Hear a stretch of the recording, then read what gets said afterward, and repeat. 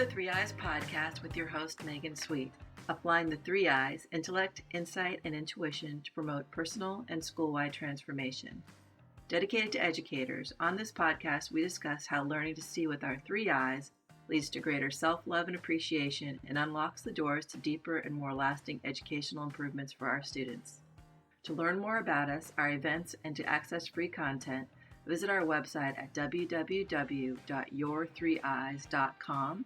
That's YOUR, the number 3, EYES.com.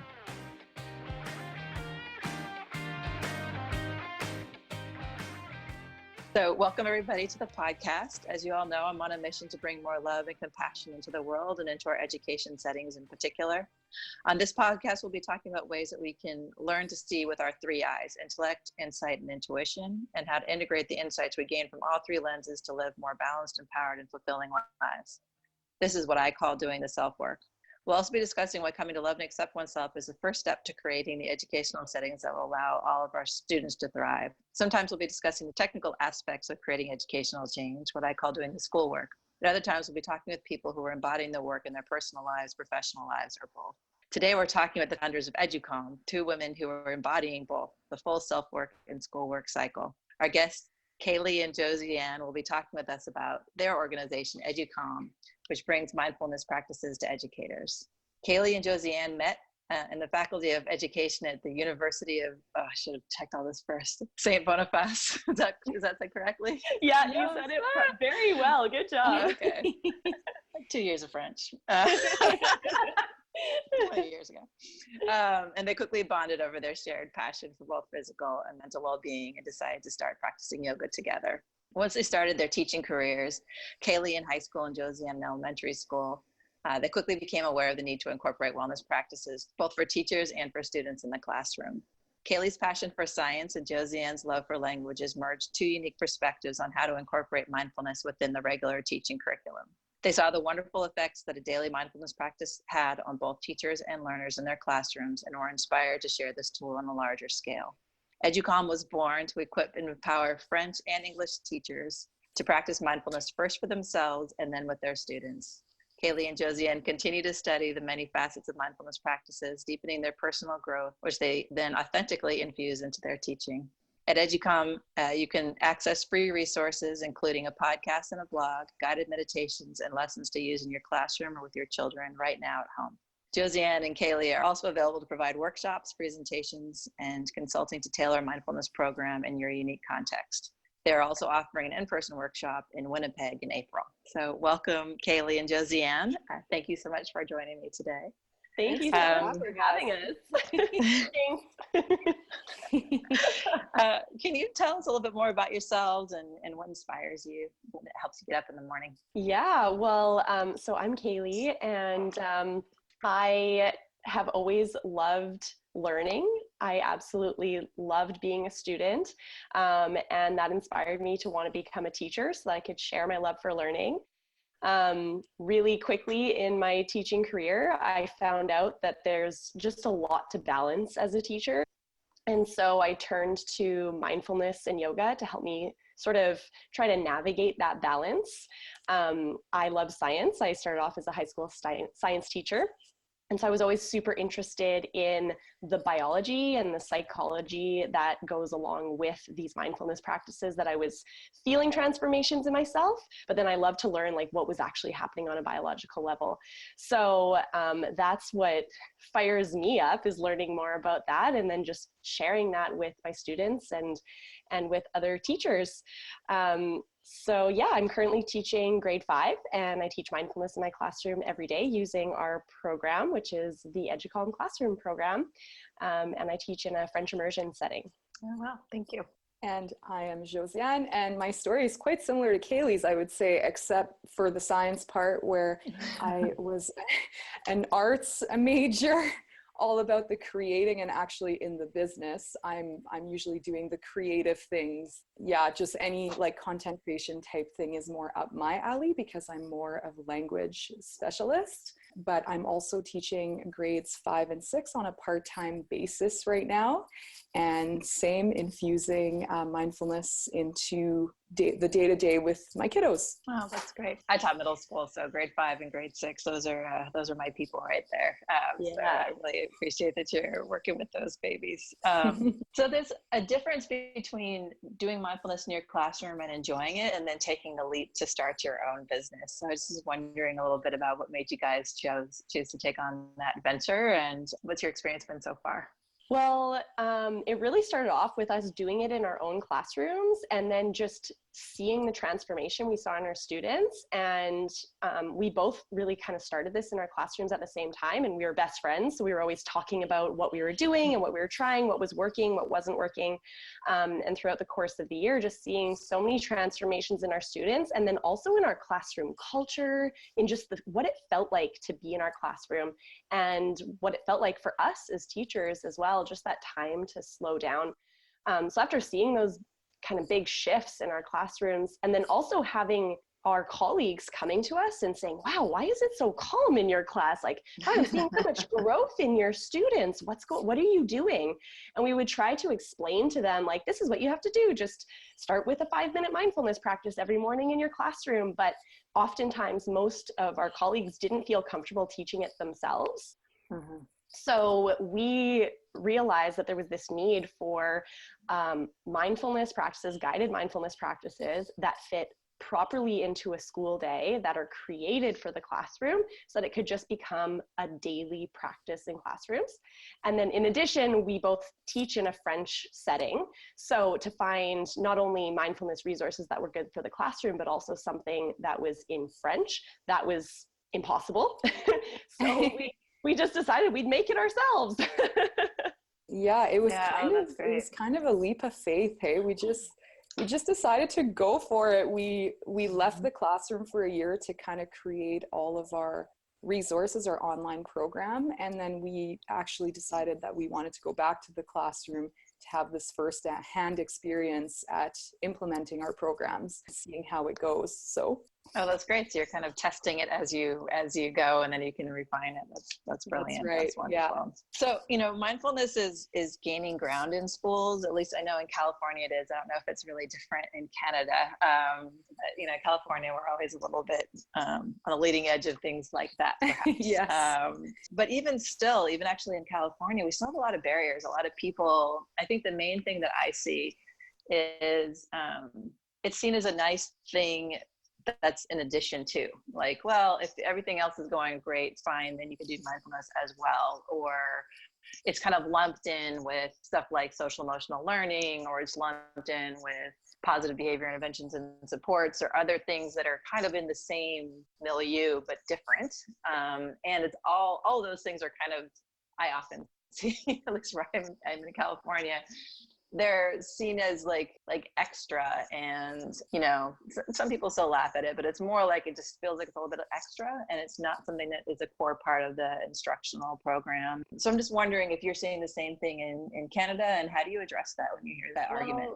Yeah, that's definitely, of course, part of the conversation in our schools as well. It's still a new thing. It's things that, teachers and schools are getting excited about, and it's absolutely gaining so much traction. Even just in the year that we have had our program available, the amount of new people that are getting excited about this and wanting to bring it into their schools is amazing. So that's really exciting. But one of the conversations that we really like to have, and the dialogue we like to have around this practice, is that when our kids are coming into our classrooms stressed out and anxious, living in a world that's busier and busier with more and more distractions, they need to be grounded. They need to have this time to find calm. They need to learn how to train their brain to focus on one thing at a time before they're ready to learn. And when we give them this space to exercise their brain, almost like we're teaching them how to learn. We're teaching them how to use their brain. We're teaching them how to stay focused in a distracted world.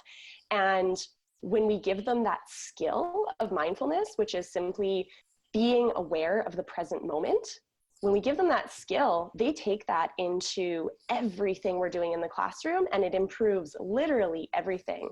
I like to explain that mindfulness is a skill, just like we teach our students to read. so that they can, we sit down and we actually teach them how to read so that then they can use that reading skill in every other subject and throughout their entire life. It is a fundamental skill.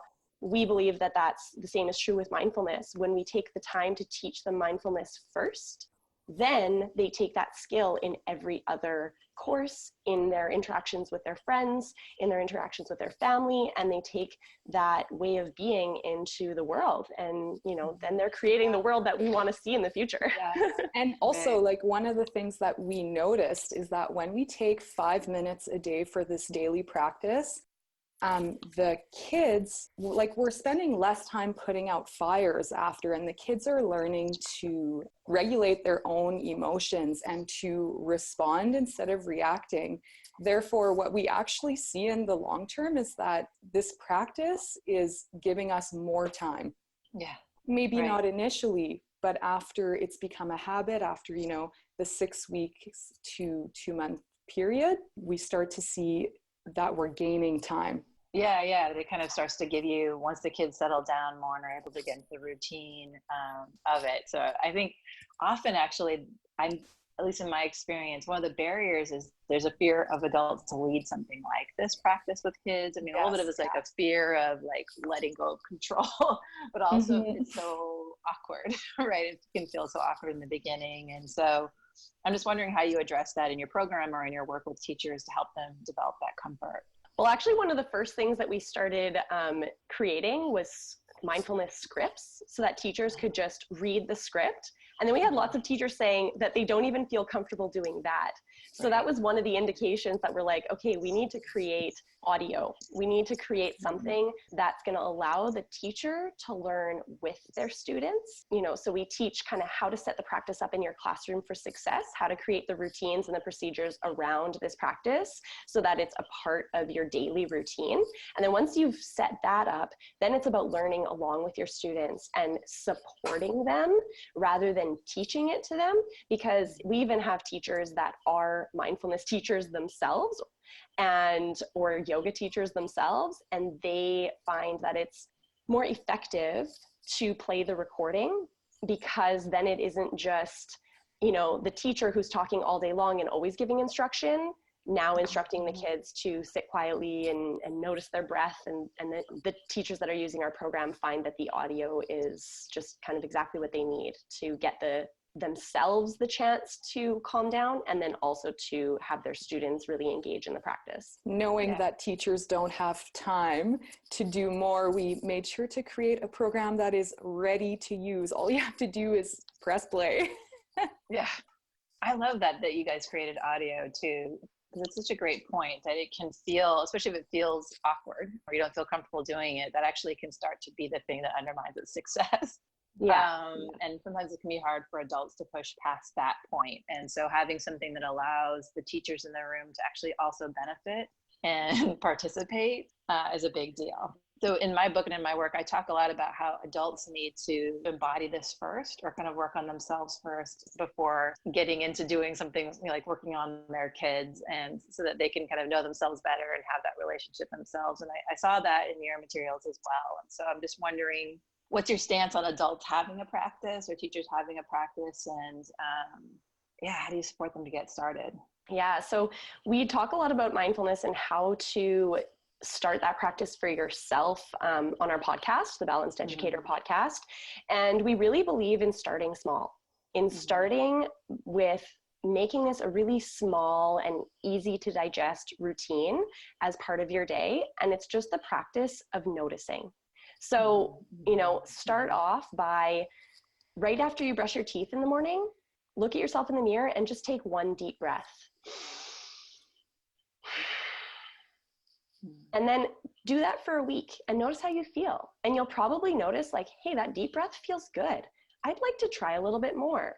So when you start off really small, it's easier for your brain to get on board. But if you're like, okay, I'm going to start a 30-minute mindfulness practice every morning at 5 a.m., that's a hard new routine to create for your brain who wants to protect its energy and doesn't really want to create new, wire in new ways and try new things, is going to fight against that. So the smaller you can make it to begin, the better. And then just naturally, as the practice feels good for you, you're going to want to extend that time. You're going to want to go deeper.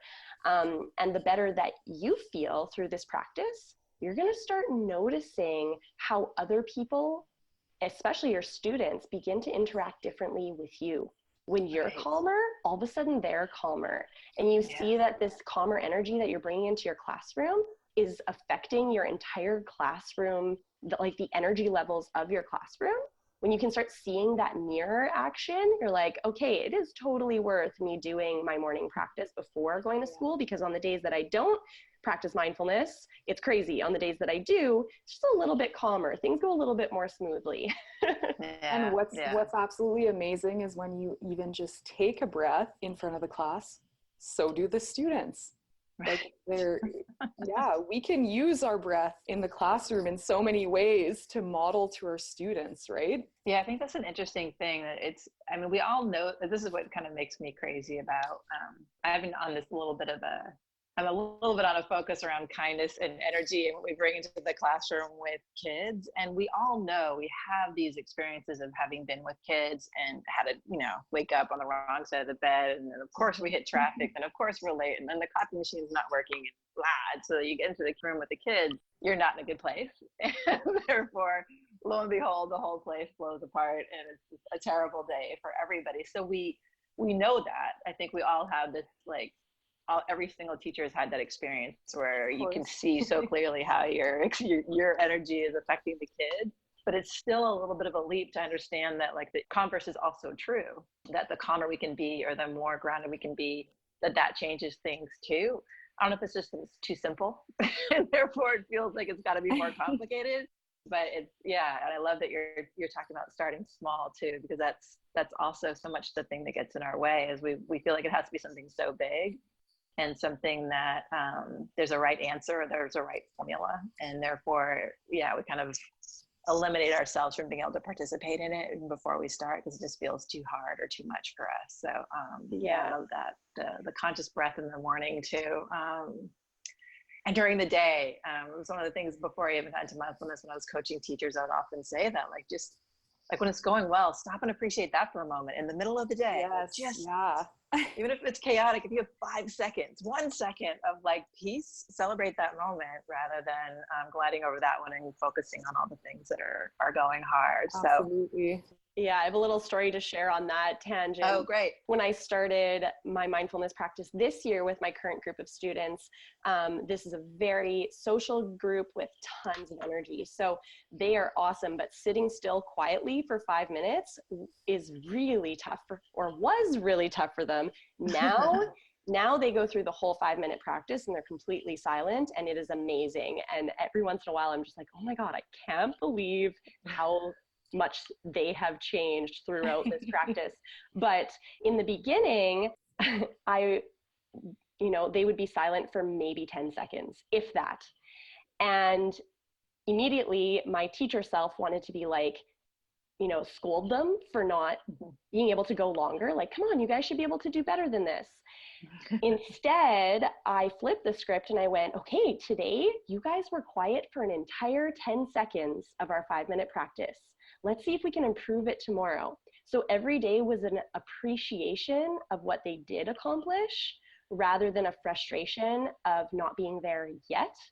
And I saw so much growth in them by taking that route rather than scolding them every day.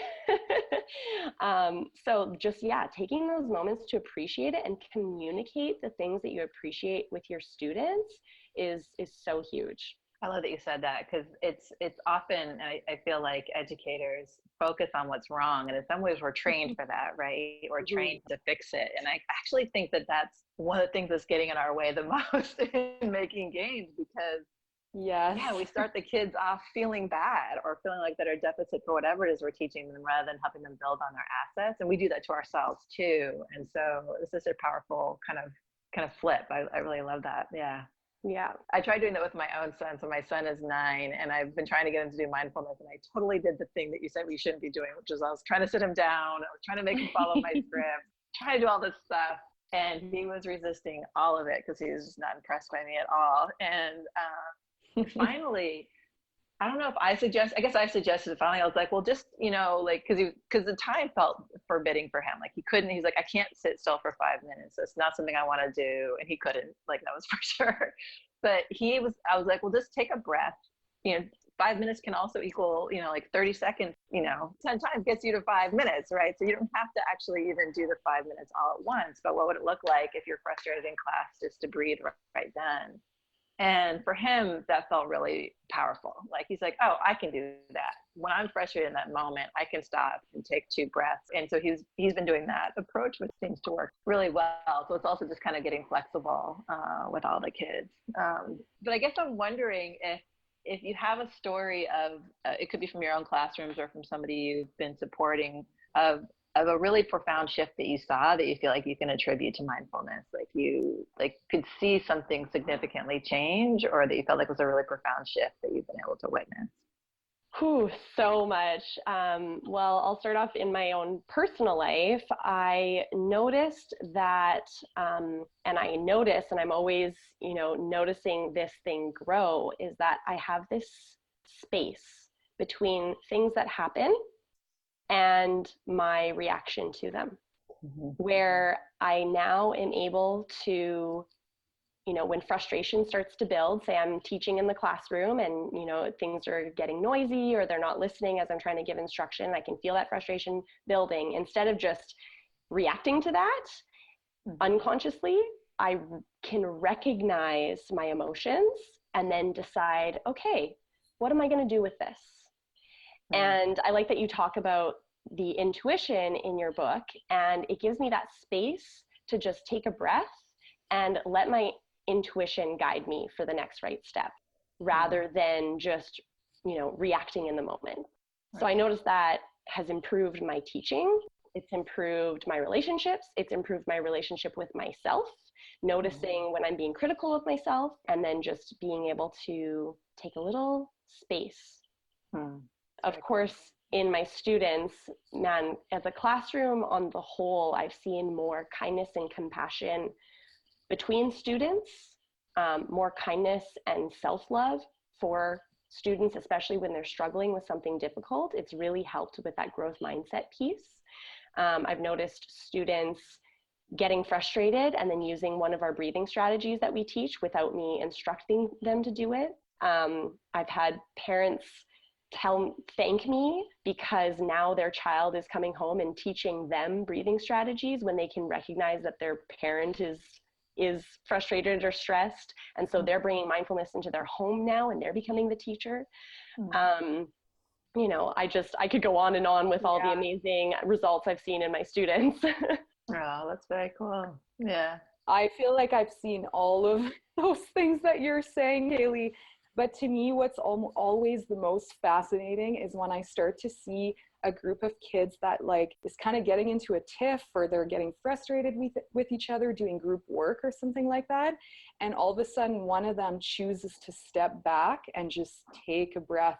And it's just what you said, Kaylee, it's creating that space. And then they make the right decision, instead of hitting their friend or yelling or storming out, they take a breath and then they're ready to talk about it and to go on, in a more positive way. To me, that's always, when I just see that at the other side of my classroom, I'm just like, wow, is this real life?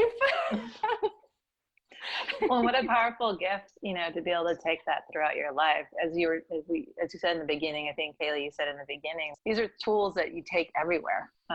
So, I think, and especially for teachers, that's such a gratifying thing, because you know that this just continues to build over your life and you can access it later. You can come back to it. As you were talking, it made me think of this book. I don't know if you guys have read it, but it's called Into the Magic Shop. It's by James Doty. And he's a neurosurgeon, but he learned mindfulness as a kid. And he talked about that same experience where he was kind of practicing mindfulness with someone else. And this was in the 70s, way before even the idea of mindfulness came out. It was, I think he called it a breathing technique or something. At least the person that was teaching him was calling it that. But he had the presence of mind when his parents were fighting one, rather than to have his habitual response of either going out and engaging and yelling with them or hiding in his room, but he just spontaneously got up one day and went into the living room where his parents were fighting and just said, "I love both of you." And then like, that's what he wanted to do. Oh. And he walked out and he says, he's now like fully grown adult, obviously, but he was like, it just shifted everything in his family, just that one moment. Because these practices do go home with our kids too, and they're able to learn them elsewhere, and you get to carry them with you, which is such a big gift. And I'm so excited that you guys are bringing this out to everybody. It's such a feel-good moment as a teacher when you have a student come back and say, I've actually had students tell me that, like, it's been really chaotic in my house. My parents don't get along. And when they're fighting, I have my 5-finger breathing that I can do, or I have my starfish breathing. And, or I had a big soccer game and I was really nervous for it. So I did my 5-finger breathing and it helped me to calm down, and then I was ready. Or, whatever it is, like these kids recognize now that they don't have to stay with those difficult emotions. They have some power to change how they're feeling and to change their situation.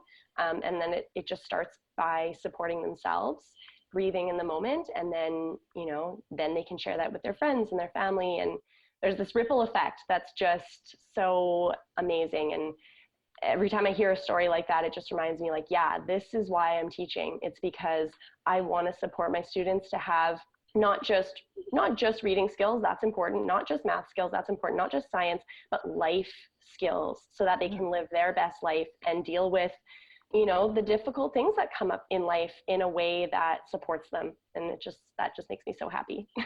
Oh, so beautiful. So my last question for you both is, if someone wanted to start a mindfulness program in their classroom tomorrow, say before even they got the materials, although that's what they should do as a first step, what would you recommend a first place to begin would be?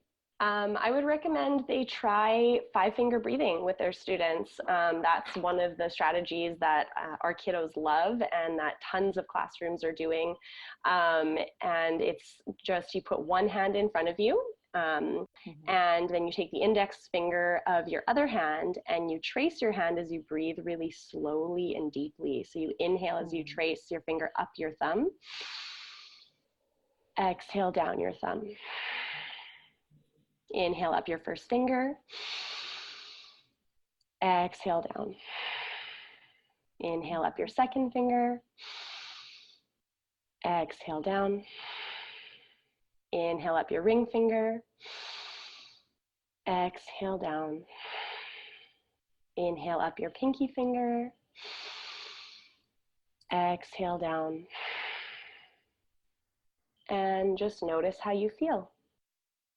And kids latch on to that really quick, and then they love to teach the class that. So once I've taught it once or twice in my class, then I let the students become the teachers. And it's a really great thing to do during a transition time, or first thing in the morning, just dabbling in it, dipping your toes in it, just like how I recommended that. Just start for your own practice, brush your teeth, take a deep breath. That's all it has to be. We also have a 5-finger breathing poster and also a guided mindfulness practice in our free resources. So if anyone is interested in checking that out, they can go to educalme.com/the balanced educator. And Educalme is spelled EDUCALME. Oh, wonderful. Well, and you led us right into the conclusion. So that was perfect. Thank you for that. Which is, it's a beautiful website. So I really encourage anybody to go to the website and look at all the resources. And there's a ton of free resources on there, but also really thoughtful programs that you can buy and participate in, and work with the lovely Kaylee and Josiane on figuring out how to bring it to your school, which I truly, as you were doing the breathing exercises now, I was breathing too, and it's just really powerful. So I appreciate both of you for doing the work and for taking the time to be on the call today. And I'll put a link to your website at the bottom of this podcast so folks can know how to find you too, which would be wonderful. So thanks you both. Thank you so much. Yeah, thanks so much for having us. Yeah, awesome. Thank you. If you're ready to engage in transformational teaching and education reform that starts from the inside out, I encourage you to buy my book on Amazon.com or BarnesandNoble.com. the links to which are in the description of this episode. You'll walk away after reading this book with greater self-awareness that will improve the classroom landscape around you, have improved self-appreciation that will fuel empathy in the classroom and in the workplace, clarity about the origin and influence of your beliefs, and better decision-making skills developed through a contemplative approach. You can also stop by our website at www.your3eyes.com or follow us on Twitter and Instagram under the handle Your3Eyes. Thanks for joining us today.